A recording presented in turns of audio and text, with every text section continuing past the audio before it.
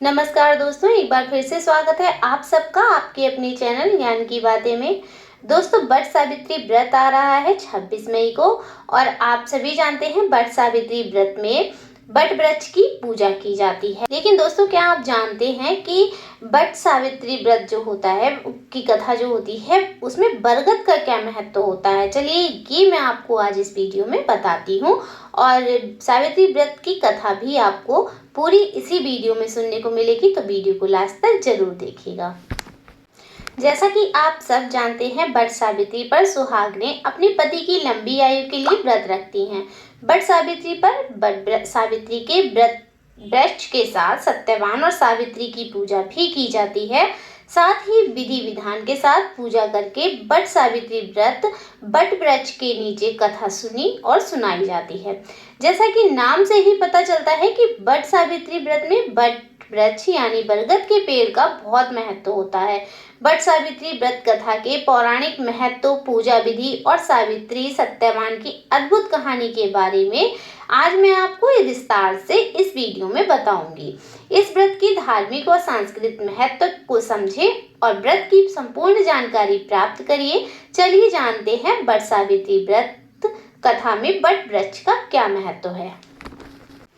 स्कंद पुराण की कहानी के अनुसार सावित्री का विवाह सत्यवान के साथ हुआ था। दोनों एक दूसरे के प्रति समर्पित थे। एक दिन सत्यवान लकड़ी काटने गए, लेकिन अचानक सत्यवान की तबीयत बिगड़ने लगी। तभी सत्यवान घर आए तो बेसुध होने लगे। यह देखकर सावित्री ने सत्यवान का सिर अपनी गोद में रख लिया। इतने में यमराज सत्यवान के प्राण हरने लगे। ये देखकर सावित्री ने उन्हें रोकने का प्रयास किया, लेकिन यमराज यह कहकर सत्यवान के प्राण ले जाने लगे कि सत्यवान अल्पायु थे, इसलिए उनका समय आ गया है। उन्होंने सावित्री को वापस घर लौटने को कहा, लेकिन सावित्री यमराज के पीछे आती रही। ये देखकर यमराज ने वापस लौटने के बदले सावित्री को 3 वरदान मांगने को कहा। सावित्री ने कहा कि पहला वर है कि मेरे सास ससुर की आंखों की रोशनी वापस आ जाए। दूसरा वर सावित्री का खोया हुआ राज्य वापस मिल जाए। तीसरा वर मांगते हुए सावित्री ने कहा कि मैं 100 पुत्रों की मां बनना चाहती हूँ। यमराज ने अपना पीछा छुड़ाने के लिए सावित्री को तथास्तु कहा और वहां से सत्यवान के प्राण लेकर जाने लगे। लेकिन तभी सावित्री ने यमराज को रोकते हुए कहा कि आपका दिया वरदान पूरा कैसे होगा जब मेरे पति के प्राण ही हर लिए हैं आपने। पतिव्रता स्त्री को देखकर यमराज ने सावित्री के पति सत्यवान के प्राण वापस लौटा दिए। यमराज के कहने पर सावित्री घर के पास मौजूद वट वृक्ष के पास लौटी तो वहां पर सत्यवान के मृत शरीर वापस प्राण आ गए। वट सावित्री व्रत कथा बरगद के पेड़ के नीचे की जाती है। इसका कारण ये है, मान्यता अनुसार वट सावित्री के दिन बरगद के पेड़ पर यमराज निवास करते हैं।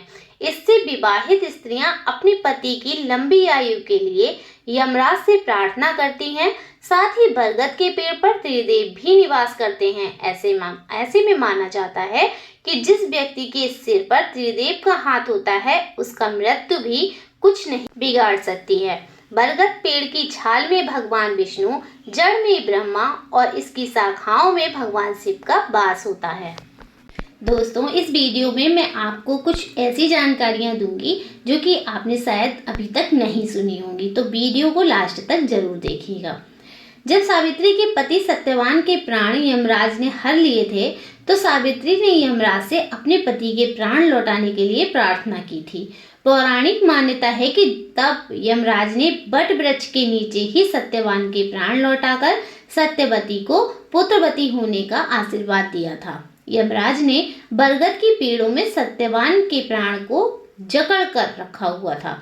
यमराज के प्राण लौटाए जाने के बाद से सुहाग की दीर्घायु के लिए वट वृक्ष के नीचे प्रार्थना की जाती है। दोस्तों, वट सावित्री व्रत कथा के अनुसार शनि की 7.5 की वजह से ही सत्यवान के प्राण शनि देव के भाई यमराज ले गए थे। इसलिए वट सावित्री के दिन वट वृक्ष की पूजा करने से शनि देव की वक्र दृष्टि से भी मुक्ति मिलती है। शनि देव की कृपा पाने के लिए भी वट सावित्री पर बरगद की पूजा की जाती है।